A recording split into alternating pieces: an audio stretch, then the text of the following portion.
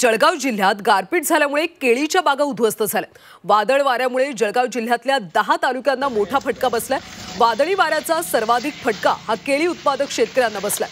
तातडीने नुकसान भरपाई मिळावी अशी मागणी आता शेतकऱ्यांनी केली।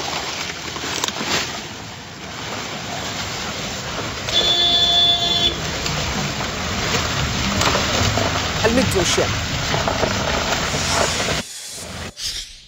जळगाव जिल्ह्यात ऐन उन्हाळ्यामध्ये अवकाळी पावसाचा फटका शेतकरी व बळीराजाला पडलेला आहे। मी जळगाव जिल्ह्यातील ग्रामीण भागात आहे आणि याच ठिकाणी बघू शकतो ही केळी लागवड केलेली होती आणि केळी जी लागवड केली होती ती कापणीवर आलेली होती। ज्या ठिकाणी शेतकऱ्याने बडा मुश्किलनं या ठिकाणी केळी लागवड केली होती। ऐन उन्हाळ्यामध्ये थेंबे थेंबे पाण्यामुळे हे केळी वाढवण्यात आले आणि घड हे कापणीवर आलेले होते। मात्र अवकाळी पावसामुळे संपूर्ण जी केळी होती ही जमीनदोस्त झालेली आहे। जे पिकलेलं घड होतं ते अवघी 3 ते 4 दिवसामध्ये काढणार होतं।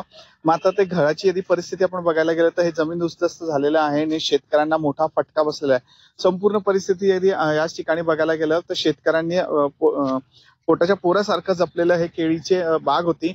मात्र याच ठिकाणी मोठ्या पद्धतीनं हे अवकाळी पावसामुळे शेतकऱ्यांना मोठं नुकसान सहन करावं लागतं। आपल्यासोबत काही शेतकरी त्यांच्याशी संवाद साधूया। दादा, काय सांगणार?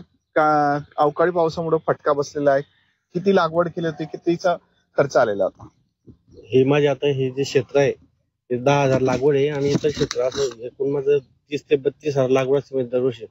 पण ह्या वर्षी अचानक एवढा वार आणि गार झाली तर मी हातबल झालो इथे काय करावं। कारण की मी विमा पण काढलेला आहे। माझा जवळजवळ इथे 100 रुपये प्रति झाड प्रमाणे खर्च झालेला आजपर्यंत।